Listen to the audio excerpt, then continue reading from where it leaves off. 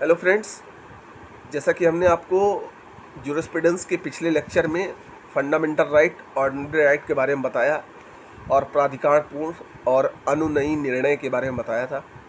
आप चाहे तो वो वीडियो देख सकते हैं, प्लेलिस्ट में पड़ी है। आज हम बात करेंगे सर्व संबंधी लक्षीय अधिकार और व्यक्ति संबंधी अधिकार, मतलब राइट इन रेम और राइट इन पर्सोनम। ये जो पर्सोनम जो है वो लैटिन वर्ड है और इसी से शब्द लिया गया है पर्सन का। तो सबसे पहले हम समझेंगे राइट इन रेम क्या होता है। तो राइट इन रेम सर्व संबंधी अधिकार होता है। सर्व संबंधी अधिकार या लोक लक्ष्य अधिकार नकारात्मक अधिकार है जिनका अर्थ किसी के द्वारा हस्तक्षेप न किए जाने से, मतलब सर्व संबंधी अधिकार में किसी का हस्तक्षेप नहीं किया जा सकता। लोक लक्ष्य अधिकार स्वामी अधिकार के लिए अधिकृत को अनिश्चय व्यक्तियों के विरुद्ध अधिकार प्रदान करता है। यह अनिश्चित व्यक्तियों के अधिकारों को प्रदान करता है। लोक लक्ष्य अधिकार विश्व के सभी व्यक्तियों को बाध्य करता है। जो सर्व संबंधी अधिकार होता है वो विश्व के सभी व्यक्तियों के लिए बाध्य करते हैं। लोक लक्ष्य अधिकार के लिए यह आवश्यक नहीं है कि वे किसी मूर्त वस्तु से संबंधित हो, जिसे प्रतिष्ठा का अधिकार। अब जैसे प्रतिष्ठा का अधिकार है वो किसी मूर्त से संबंधित नहीं है, तो जो सर्व संबंधी अधिकार है वो आवश्यक नहीं है किसी मूर्त या वस्तु से संबंधित हो, जैसे प्रतिष्ठा का अधिकार जो है। अब बात करते हैं राइट इन पर्सोनम की। तो राइट इन पर्सोनम का मतलब हो गया व्यक्ति लक्षी अधिकार। ये सकारात्मक होते हैं, अन्य व्यक्तियों के विरुद्ध संविदा भंग के लिए वाद लाने के लिए सक्षम बनाते हैं।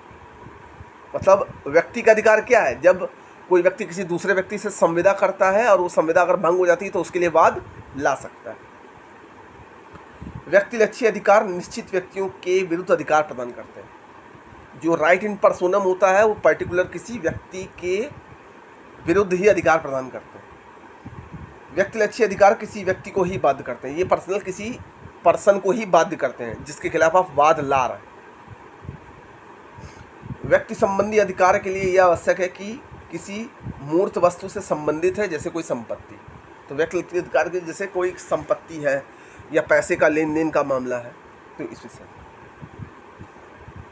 अब इसमें हम बात करते हैं लीगल राइट और इक्विटेबल राइट, मतलब विधिक अधिकार और साम्यिक अधिकार। तो देखिए विधिक अधिकार क्या है? विधिक अधिकार का आधार विधि के प्रावधान है। अब विधिक अधिकार क्या है? विधि के प्रावधान के अंतर्गत है। विधिक अधिकार को वैधता विधिक प्रावधानों से प्राप्त होती है। अब विधिक अधिकार जो लीगल राइट है उनकी मान्यता लीगल सेक्शन से, आर्टिकल से प्रदान होती है। विधिक अधिकारों को इंग्लैंड की कॉमन लॉ न्यायालय मान्यता देता है। जो लीगल राइट है उसको इंग्लैंड की कॉमन लॉ न्यायालय मान्यता देता है। अब आता है इक्विटेबल राइट। तो साम्यिक अधिकार का आधार क्या है? साम्य है, इक्विटी है। साम्यिक अधिकार को साम्य से समर्थन प्राप्त होता है। साम्यिक अधिकारों को इंग्लैंड की साम्यिक या चांसरी न्यायालय मानते हैं। तो लीगल राइट कॉमन लॉ मानता है इंग्लैंड, और जो इक्विटेबल राइट होती है उसको इंग्लैंड कौन सा न्यायालय कहता है? चांसरी न्यायालय कहता है। अब बात करते हैं प्रॉपर्टी राइट और पर्सनल राइट, मतलब सांपत्तिक अधिकार और व्यक्तिगत अधिकार। तो सांपत्तिक अधिकार का संबंध संपत्ति से होता है। वस्तु स्थान जो व्यक्ति के स्वामित्व या कब्जे में हो, मतलब ऐसी वस्तु या संपत्ति जो स्वामी के कब्जे में हो। और व्यक्तिगत अधिकार व्यक्ति या शरीर के संबंधित होता है, जैसे प्रतिष्ठा, चरित्र, स्वतंत्रता, सामाजिक स्थिति, ये उसका व्यक्तिगत अधिकार है। और संपत्तिक अधिकार जो होता है वो उसकी संपत्ति या वस्तु से होता है। संपत्तिक अधिकार भौतिक संसार, भूमि, घर पर व्यक्ति की शक्ति का विस्तार होता है, मतलब उसकी संपत्ति पर, उसकी वस्तु पर उस व्यक्ति का अधिकार होता है। और व्यक्तिगत अधिकार का संबंध किसी नागरिक की व्यक्तिगत स्थिति से संबंधित है, मतलब पर्टिकुलर किसी व्यक्ति की स्थिति से संबंधित है, वो व्यक्तिगत अधिकार हो गया।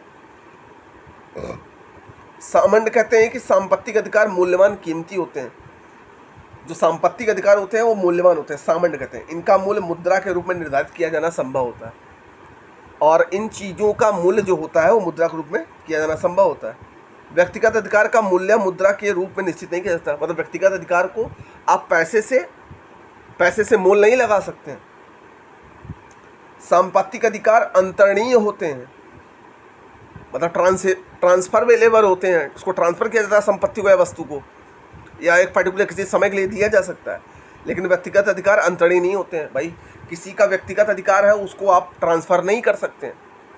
तो ये हमारा सांपत्तिक अधिकार और व्यक्तिगत अधिकार में डिफरेंस था। तो हम उम्मीद करते हैं कि आपको ये वीडियो कुछ सही लगा होगा। अगर सही लगा है तो शेयर कर दीजिएगा। बाकी मैं आपसे कहूँगा कि वीडियो को पूरा देखा करिए, तभी आपको समझ में आएगा। बाकी मैं कोशिश करूँगा और इम्प्रूवमेंट करूँ और आपको अच्छी तरीके से समझाऊँ। धन्यवाद।